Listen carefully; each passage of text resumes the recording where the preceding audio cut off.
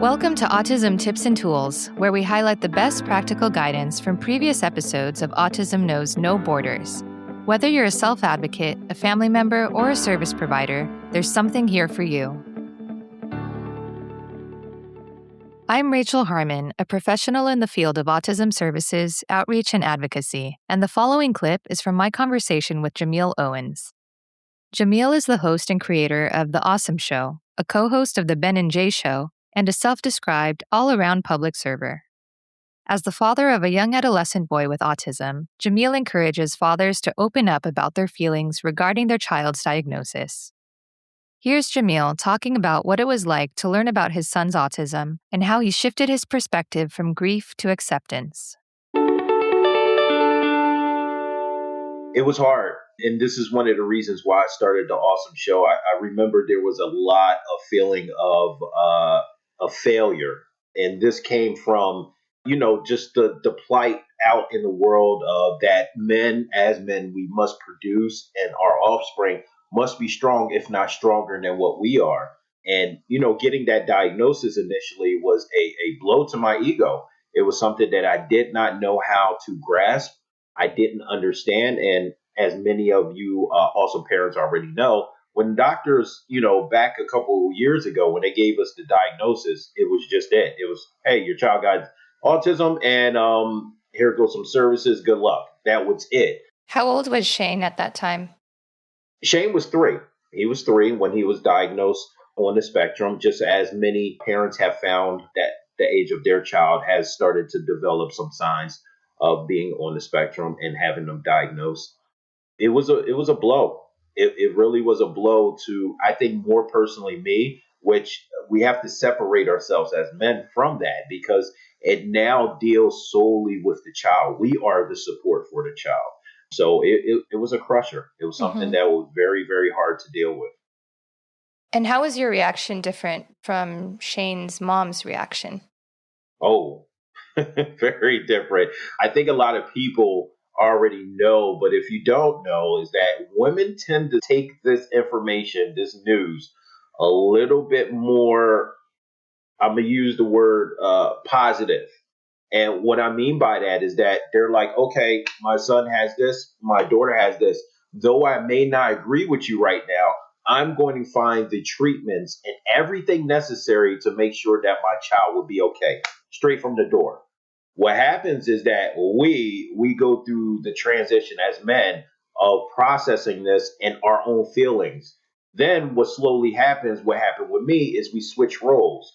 The women, and I could be wrong, but this is from my personal perspective and standpoint, is his mother later on, after finding out all the information and speaking about it and vitamins and supplements, anything to do to actually help him in therapies, then began to deal with her own personal issues. So it's more or less she put our son in the forefront while I was putting myself on the forefront. So our views were totally different when our son Shane was first diagnosed. Mm-hmm.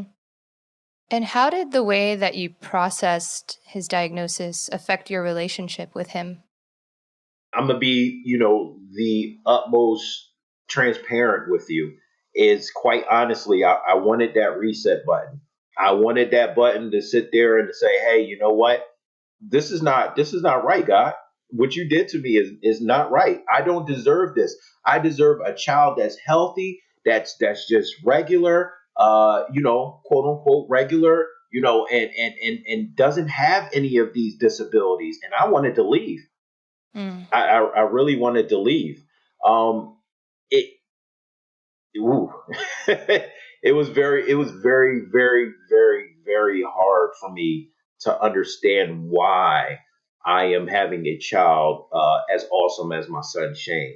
But that goes back to really the beginning of my life. So just to give you another piece of me of who I am actually disabled myself. I have what is a medical ailment on my right leg, which is called an AV fistula. So I have been gawked, I have been ridiculed, I have been looked at and looked in awe by adults and kids my entire life, which affected me. It was not only until I sat down and really realized what I've been through, what my purpose, part of my purpose was with Shane being in my life, not only to receive his diagnosis and understand who he is, his love, and how he does things, but also too to show him what he can actually do and what he can actually be in life. Don't let anything stop him. Yeah. So, how did you eventually overcome those feelings? Was there some kind of shifting point? There was a shifting point, unfortunately. Let's just point out a couple of things is that the CDC currently states that divorce rates within families that have children on the spectrum or disabilities in general is at a actually low keel number. A lot of people speculate that it's in the 90 percentile, the 80 percentile. There is a unknown amount of factors that go into a divorce when it comes to children that's on the spectrum. That was the pivotal point for me when it came to a point where I couldn't be that leader, that motivator, that guidance, that loving husband, that loving father to my child.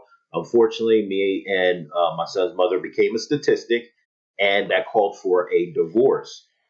At my lowest, what I found, which is really important, and I try to push that amongst men, at really everybody, the first thing is find a spiritual ground.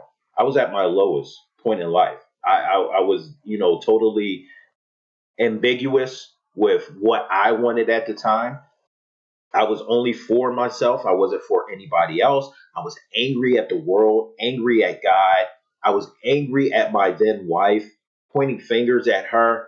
I was at my lowest. And it came at that point in time where I found God, where I found myself, where I found the love that he has for me and the angel that he set before me in the form of my son Shane. And it opened my eyes to really realize what a blessing and a gift I had in front of me with my son Shane. Now, what needed to happen was the work in my own heart in order for me to love him correctly and understand who he is as a person and who he will be as an adult. So that was the point. That was the pivotal point. I have to say, unfortunately, was my divorce. And how old was Shane when you and his mother got divorced?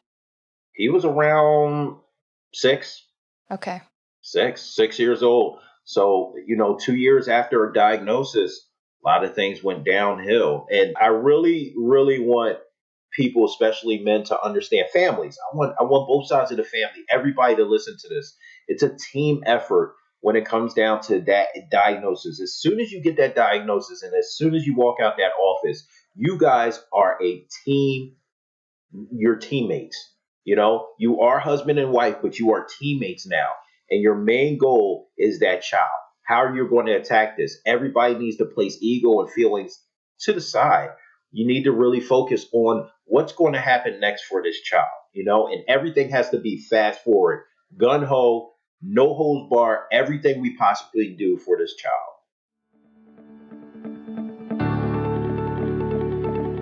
Thanks for tuning in to Autism Knows No Borders. Would you like to know what Jamiel would have done differently in the early years of his son's diagnosis? Follow the link in the show notes for the full conversation. And be sure to subscribe for more stories from people connected to autism, inspiring change and building community. Let's work together to transform how the world relates to autism. Thanks for listening. Take care.